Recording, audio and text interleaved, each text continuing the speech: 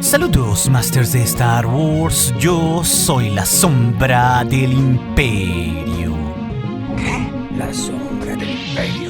Hoy, Masters, como cada semana, resolveremos 5 de sus preguntas que me han dejado aquí en YouTube y en el Patreon. Siendo ese interesante título del video sobre quién ganaría en una batalla entre Luke y Anakin sin quemaduras, la quinta pregunta en este video a la que le dedicaremos una especial atención. Así que si tú dejaste un comentario aquí en YouTube o en Patreon y no está en este video, recuerda que siempre recibirás una respuesta personal mía a una pregunta en Patreon. Y de paso, con cualquier donación podrás ayudarnos a mantener este canal y llegar a la meta para desarrollar ese proyecto del cómic de Vader y la sombra del Imperio. Ok, pero entrando en la primera pregunta del día que me dejaron en la última semana, el Master Alan Stark aquí en YouTube nos hizo una muy interesante sobre qué pensaban los rebeldes sobre los Jedi como Luke. Pues tenemos que saber que la gran mayoría de los rebeldes verían a Luke como un héroe porque ni siquiera sabían que era un Jedi iniciado cuando destruyó la Estrella de la Muerte. Pero justo este hecho haría que por toda la galaxia el apellido de Skywalker se hiciera muy famoso como ese piloto que se atrevió a retar al Imperio. Esto, claro, le ganaría la confianza de muchos rebeldes desde un principio y lo convertiría en un gran líder. Pero como ya nos demostró la serie de Star Wars Rebels con Kanan y Ezra, al igual que la conversación entre Mon Mothma y Bail Organa en Rogue One, donde ahí la líder de la rebelión le pide al senador de Alderaan llamar a su amigo Jedi refiriéndose a Kenobi, en sí estos dos elementos nos demuestran que entre los rebeldes no había ningún problema con los Jedi o con la propaganda que usó el Imperio tras el ascenso de Palpatine para acabar con la imagen de los Jedi. Es decir, la gran mayoría de los miembros de la rebelión y específicamente dos de sus miembros fundadores como Mothma y Organa creían en los Jedi y sabían que todo se había tergiversado por Palpatine. Por eso crearían la rebelión y al mismo tiempo diseminarían la confianza en los Jedi. Por eso ningún rebelde tendría problema con Luke ya en el Imperio Contraataca o en el regreso del Jedi cuando cargaba a su costado su sable de luz. Además, claro, algunos rebeldes ya habían convivido antes con usuarios de la fuerza que los ayudaban, como Ahsoka desde casi 2 décadas o Kanan Jarrus o también Ezra Bridger. Sin embargo, como nos ha demostrado específicamente el arco en los cómics de Star Wars de La Esperanza Muere, por si gustan revisarlo, Luke, Han y Leia se convirtieron en todos unos líderes y muchos pilotos, embajadores o mecánicos de todo tipo confiaban en ellos. Vaya, la situación de ser un Jedi o no serlo no importaba porque defendían algo mucho más grande. Por eso, cuando gran parte del comando rebelde murió, Mon Mothma, que era la última superviviente de la vieja guardia de la Alianza, nombraría al Jedi Luke Skywalker como comandante, al igual que a Leia y a Han a importantes rangos prioritarios en la rebelión, y esto un poco antes del Imperio Contraataca.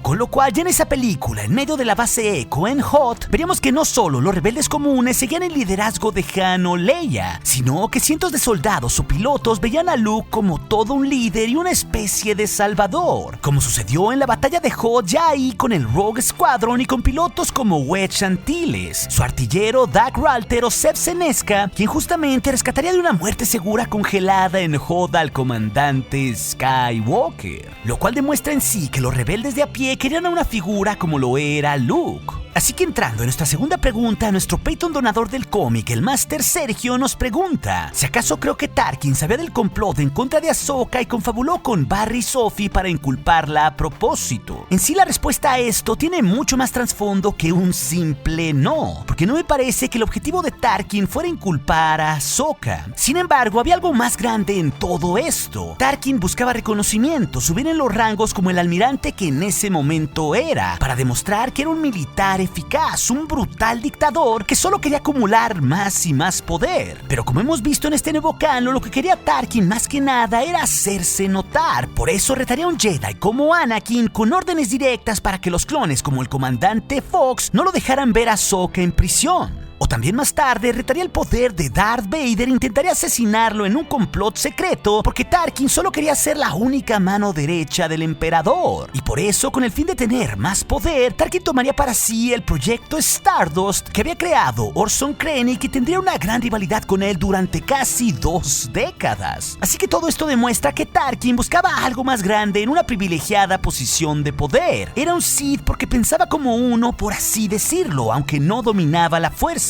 Sin embargo, por eso mismo se entendería también con el tiempo con el emperador y Darth Vader. Pero entrando en nuestra tercera pregunta del día, el Máster Benjamín Fuentes nos hace un interesante cuestionamiento sobre si es posible que los guardias imperiales del emperador fueran los niños sensibles a la fuerza que el imperio secuestraba. Y desde mi punto personal de vista me parece que sí, Masters, aunque aquí vamos a entrar en el área de la especulación responsable sobre este nuevo canon. Como sabemos por Rebels y la serie de cómics de Darth Vader 2017, Palpatine creó el programa de inquisidores para sustraer a todos los niños sensitivos de la fuerza para llevarlos a un lugar desconocido y ahí entrenarlos para hacer su propio ejército de mini Vaders. Pero en realidad nunca hemos sabido qué pasó con algunos casos que supimos que efectivamente sí robaron los inquisidores, como pasó con el bebé de Ith Koth. Y tendría sentido que los guardias imperiales pudieran ser un cuerpo de élite también sensitivo de la fuerza para que Palpatine estuviera mejor custodiado. Aunque no hay muchos indicios de eso por el momento, ya que la novela de Lores de los Sith nos menciona la identidad de al menos un par de guardias. Uno de ellos era un humano convertido en un soldado de élite y otro un clon superviviente de la Guerra de los Clones. Sin embargo, el final de Rebels es curioso, ya que los restos del Templo del Mundo entre Mundos que le ofrece Palpatine a Ezra sería custodiado por guardias reales rojos, y ellos para capturar a Ezra usarían picas con algún tipo de energía que podrían inmovilizar a un usuario de la fuerza bien entrenado como era Bridget. Sin embargo, esto levanta suspicacias porque Palpatine como un holograma deja a esos 3 guardias acabar con Ezra, y porque debió dejar en algún lado o poner a trabajar en alguna parte a esos bebés que robó durante 20 años. La gran pregunta es ¿dónde están? Y claro, una respuesta bien podría ser que fueran esos guardias rojos de Rebels, pero también puede ser el caso que sea otro cuerpo de élite que aún no hayamos visto, y quizás eso se use en otro tipo de contenido del canon, en nuevas series, cómics o incluso en el contenido expandido de la tercera trilogía. Con algo de tiempo finalmente lo sabremos. Es así que nuestra penúltima pregunta antes de llegar a la final, el Master Darth Wallace nos pregunta cuál es el origen de las coletas de Padawan y qué simbolizan. Y propiamente se sabe poco sobre el pasado de esas tradicionales trenzas de pelo que usaban los Padawans, ya sea en el lado derecho o el izquierdo. Aunque al ser algo fuertemente arraigado en los tiempos del final de la República, podemos asumir que ya había varios siglos o milenios siguiendo esa tradición.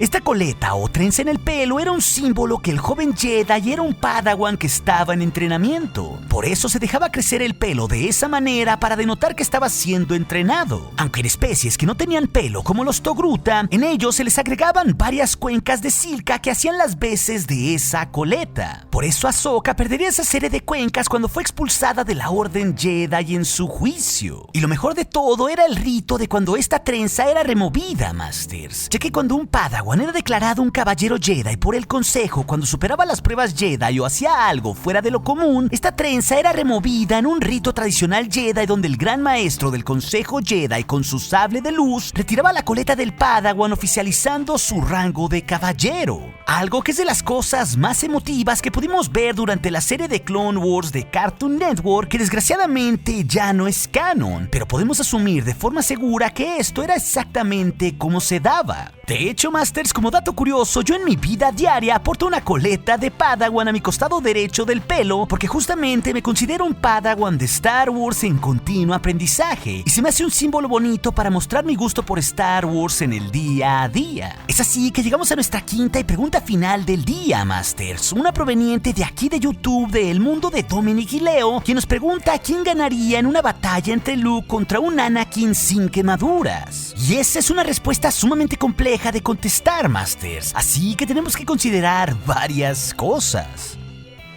Ya que no es lo mismo enfrentar a un sabio y viejo maestro Luke Skywalker como el que vimos en los últimos Jedi contra un Padawan Anakin Skywalker, porque obviamente habría una gran diferencia en las enseñanzas y experiencias, al igual que tampoco era justa una batalla de un Vader contra un joven inexperto Luke en el Imperio Contraataca. A lo que voy con esto es que deberíamos considerar compararlos a los dos a una edad similar, cercana a su apogeo, como lo vimos en las películas, los dos jóvenes pues. Y sin duda es complicado de resolver este enigma sobre quién ganaría funcionaría, Masters, porque los dos provienen del mismo linaje sanguíneo poderoso en la fuerza. La gran diferencia es que Anakin era mucho más soberbio que Luke, porque en sus tiempos se sentía altamente superior a cualquier otro Jedi, porque ya era un individuo superdotado. Y por su parte, Luke Skywalker sería un humilde granjero de Tatooine que nunca fue entrenado y que tardaría 3 años desde que descubrió la fuerza para ir comprendiendo grandes de sus misterios y controlarla. Así que en este sentido, Anakin le llevaba ventaja a su hijo Luke si los comparamos a una edad similar. Pero el aprendizaje del hijo sería mucho más rápido y podría adaptarse rápidamente. Tanto así que justo puso en un predicamento al mismísimo Darth Vader, su padre, en el Imperio Contraataca, y no fue sino hasta que Luke lo cortó en el hombro en su combate que Darth Vader sentenciaría la batalla rebanándole su mano en la ciudad de las nubes. Y aquí creo que es muy importante mencionar lo que alguna vez dijo el todopoderoso George Lucas sobre el potencial de Anakin Skywalker si nunca se hubiera quemado. Esto en estricta relación con los tiempos de la venganza de los Sith.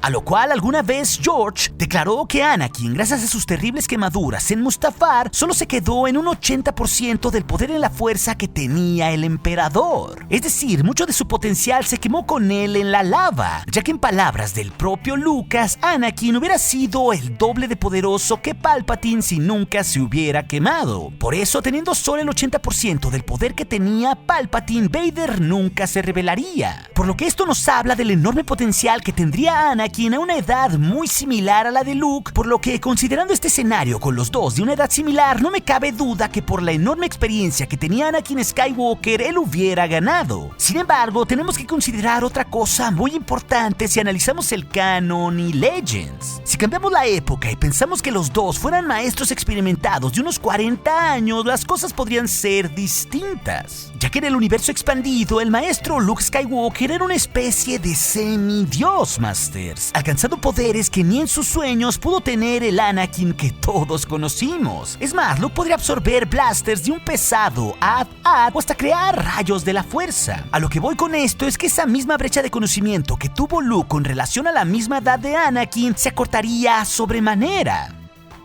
Justo porque Luke originalmente estaba en desventaja porque no fue entrenado en los caminos de la fuerza desde que fue un niño, y eso crearía una situación de aprender más que el Jedi promedio, como pasó con su personaje en Legends y en este canon. Por lo que la arrogancia de Anakin creo que jugaría un poco en su contra para quedarse un poco atrás, y en cambio la persistencia que tuvo Luke específicamente después del regreso del Jedi en aprender nuevas cosas sin un maestro, lo haría crecer a sobremanera. Tanto así que se pasó al lado oscuro y regresó del lado oscuro. No olvidemos claro que en el universo expandido Luke pudo enfrentarse incluso hasta los clones jóvenes del emperador Palpatine y pudo vencerlos. Así que esto nos demuestra cómo podría ser Luke Skywalker experimentado en sus 40s contra un Anakin de una edad similar. Así que si tuviera que dar un veredicto, creo que Anakin las lleva de ganar de entrada. Pero si consideramos el escenario de un Luke joven contra un Anakin joven, seguramente el padre de los Skywalker ganaría sin problema alguno por su don nato único, y porque en serio el Luke de su misma edad era un simple aprendiz, mientras que Anakin deseaba tener el rango de maestro. Así de amplia era la diferencia. Pero la situación cambiaría si ambos fueran experimentados maestros, porque se igualaría la cosa. Probablemente no la tendría fácil ninguno de los dos, usando formas con la espada bastante similares. Es más, hasta mangos de su sable casi idénticos o que toda su vida habían conocido. Hay que recalcar, claro, que los dos tenían una poderosa conexión a la fuerza. Luke la heredó de Anakin, y desde un cierto punto de vista, no solo Anakin fue el elegido de la fuerza, ya que al fallar originalmente sería Luke quien terminaría trayendo ese balance, algo que tal cual así lo define Obi-Wan Kenobi en Rebels. Pero ¿a qué voy con esto, cierto? A que muy probablemente ambos tenían una conexión o poder en la fuerza prácticamente igual,